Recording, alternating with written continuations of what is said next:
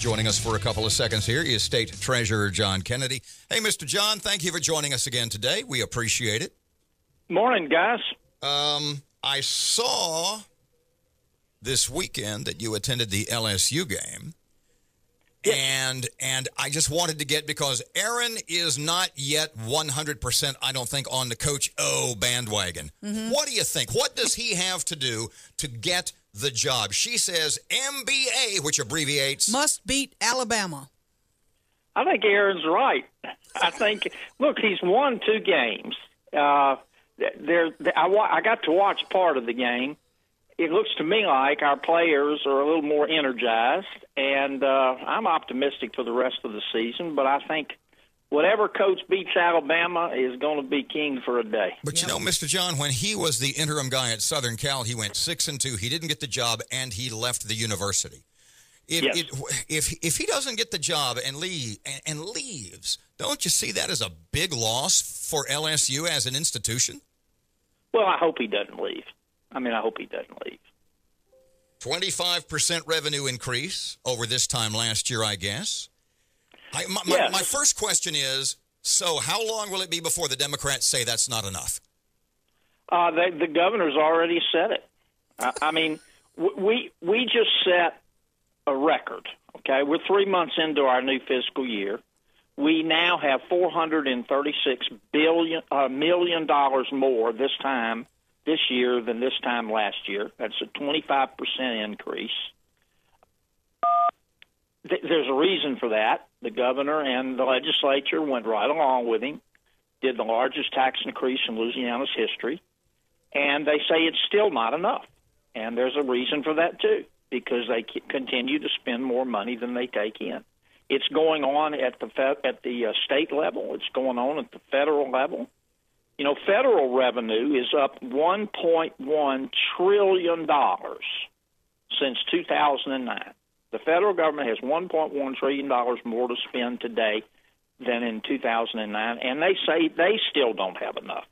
At some point, the American taxpayers just got to say, no more money, no more money. But I can tell you the governor and the legislature in Louisiana are coming back for more.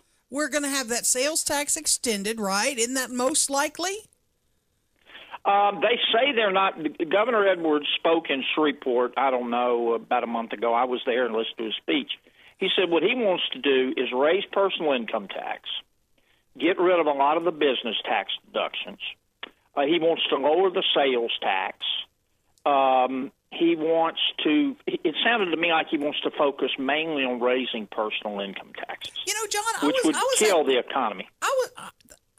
I don't want to waste time on this, but I was at that speech, too, at the Rotary Club, and he introduced almost everybody in the room, including the dog catchers. But he didn't introduce the state treasurer being in the room. Did he not know you were there?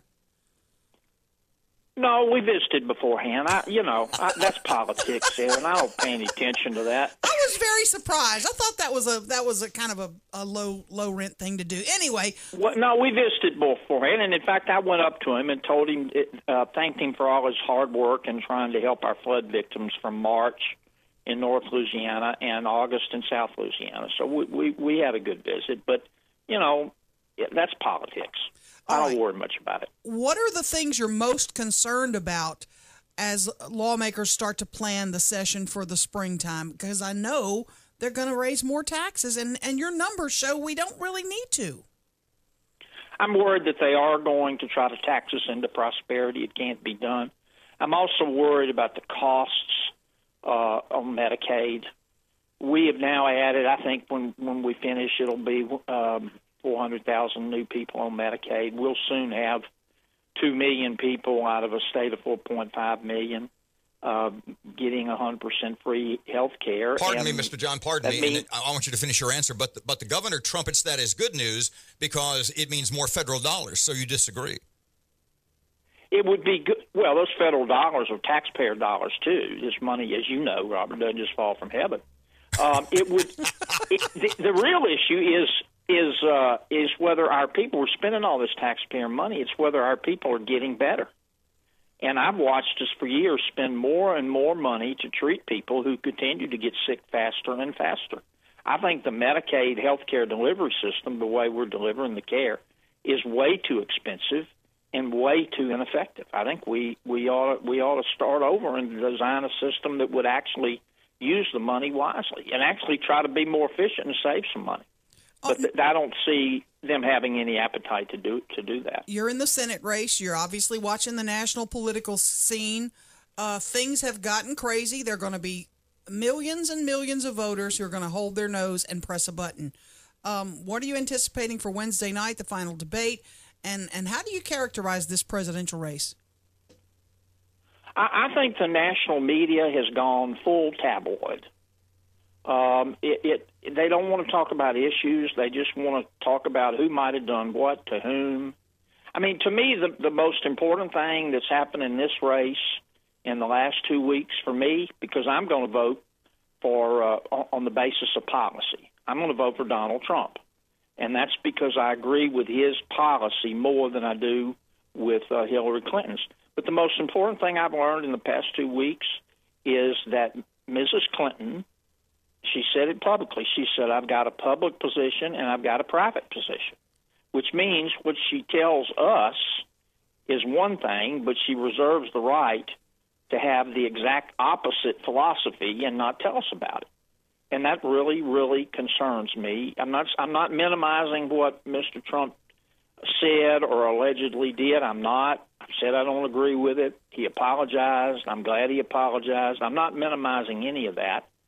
But my vote this next time is about the direction of the country.